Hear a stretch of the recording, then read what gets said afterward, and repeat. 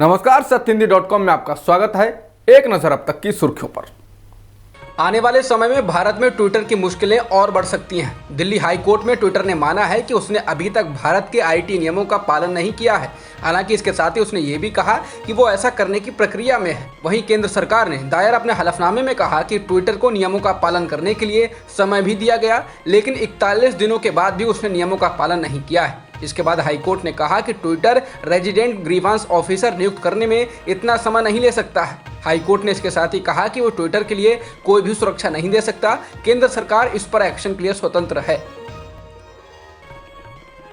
Modi cabinet में 7 से 8 जुलाई तक विस्तार होने की खबर है। कैबिनेट में 28 मंत्री पद खाली हैं और 17 से 22 सांसदों को मंत्री बनाया जा सकता है। सूत्रों के अनुसार पीएम मोदी ने 2 दिनों तक गृह मंत्री अमित शाह और संगठन महामंत्री बीएल संतोष से कैबिनेट विस्तार को लेकर चर्चा की है। वहीं खबर है कि केंद्रीय कैबिनेट विस्तार की खबरों के बीच लोजपा नेता पशुपति पारस गृह मंत्री अमित शाह के फोन के बाद दिल्ली आ गए हैं। संभावना जताई जा रही है कि पारस को मंत्री बनाया जा सकता है। इसके अलावा बिहार से सुशील मोदी, उत्तराखंड से पूर्व सीएम तीरथ सिंह रावत, असम से पूर्व सीएम सर्बानंद सोनोवाल को भी मंत्रालय दिया जा सकता है। वहीं मध्य प्रदेश में सरकार बनवाने में अहम भूमिका निभाने वाले ज्योतिरादित्य सिंधिया को भी कोई भूमिका दी जा सकती है और यूपी से अपना दल की नेता अनुप्रिया पटेल को भी कोई मंत्रालय सौंपा जा सकता है।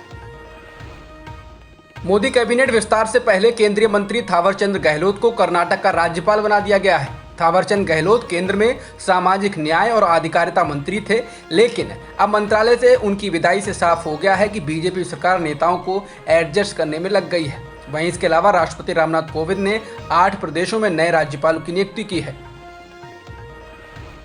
24 जून को जम्मू कश्मीर के नेताओं के साथ प्रधानमंत्री मोदी की बैठक के बाद किसी भी नतीजे पर नहीं पहुंचने से निराशा जाहिर करते हुए पीपुल्स डेमोक्रेटिक पार्टी यानी पीडीपी ने कहा है कि वो जम्मू कश्मीर में परिसीमन प्रक्रिया का हिस्सा नहीं बनेगी।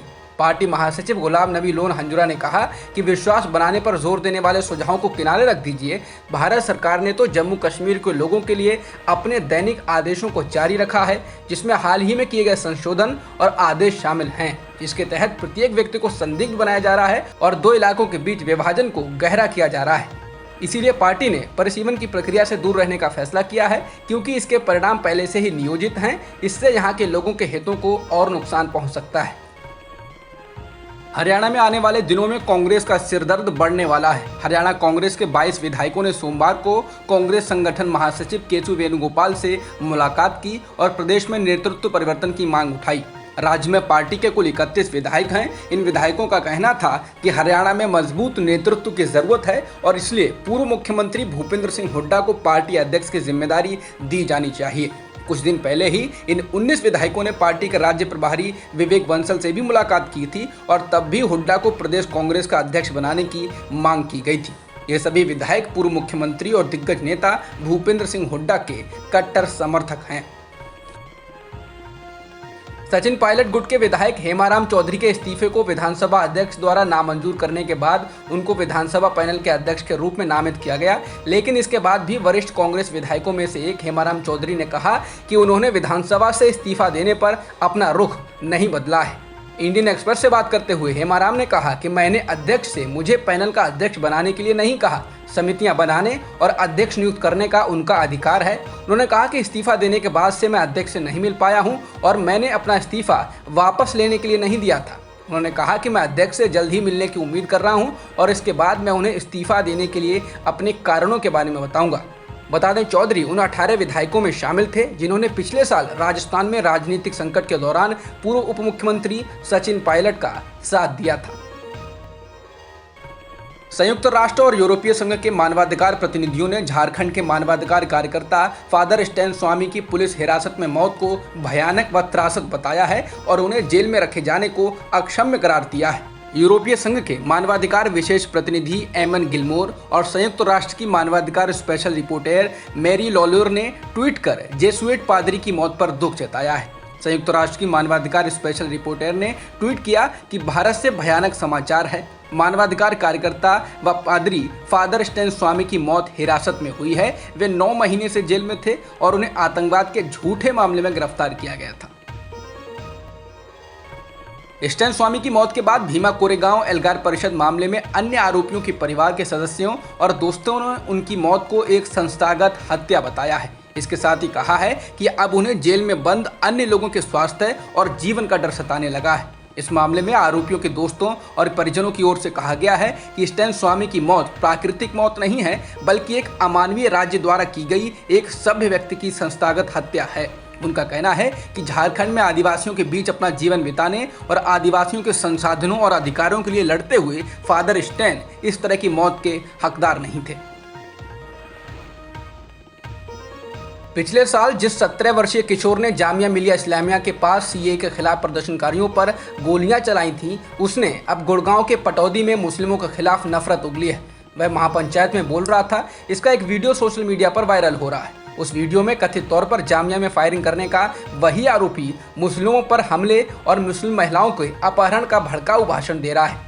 सोशल मीडिया पर वायरल वीडियो में जो युवक दिख रहा है, उसी ने पिछले साल जनवरी में दिल्ली स्थित जामिया मिलिया इस्लामिया के पास गोलियां चलाई थी।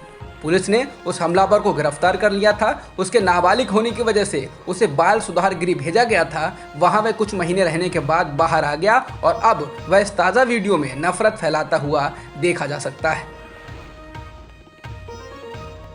आज पेट्रोल और डीजल की कीमतों में कोई बढ़ोतरी नहीं की गई, लेकिन इस महीने की शुरुआती 6 दिनों में ही 3 बार तेल के दाम बढ़ाए जा चुके हैं। जून में 16 बार बढ़ोतरी की गई थी। ऐसा हाल ही मई में हुआ था, जब 4 मई के बाद से लगातार रुक रुक कर कीमतों में इजाफा किया जाता रहा। इसका नतीजा ये हुआ कि अब देश के अधिकतर राज्यों में पेट्रोल की कीमत 100 के पार हो चुकी है और कहीं कहीं बस 100 होने वाली है।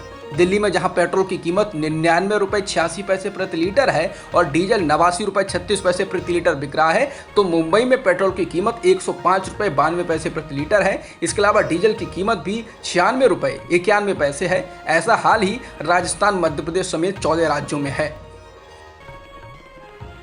देश में टीकाकरण की रफ्तार केवल 21 जून को ही बढ़ाई गई, उसके बाद से लगातार कम हुई है। नई नीति के अनुसार 15 दिनों में रिकॉर्ड 7.75 करोड़ वैक्सीन लगाई गई हैं, जो रोजाना औसतन करीब 51 लाख के करीब है। जबकि 21 जून को रिकॉर्ड बनाने के लिए देश में 86.16 लाख टीके लगाए गए थे, लेकिन उसके बाद से किसी भी दिन ये आंकड़ा नहीं छुआ गया, बल्कि लगातार गिरावट ही आई। वहीं स्वास्थ्य विशेषज्ञों का कहना है कि देश में कोरोना की तीसरी लहर रोकने के लिए रोजाना 86 से 87 लाख लोगों को वैक्सीन देने की जरूरत है, जिससे लगभग 60% आबादी का टीकाकरण किया जा सके। देश में पिछले एक दिन में 34,000 से अधिक कोरोना संक्रमण के मामले दर्ज किए गए हैं, जो कि पिछले 111 दिनों में किसी एक दिन में आए सबसे कम मामले हैं। इसके अलावा देश में अब रिकवरी रेट 97.17% हो गया है और सक्रिय मामले घटकर 4,64,000 के आसपास हैं। अब तक की खबरों में इतना ही। बाकी खबरों के लिए बने रहिए सत्यहिंदी.com के साथ। सत्य हिंदी का ऐप डाउनलोड करें गूगल प्ले स्टोर पर।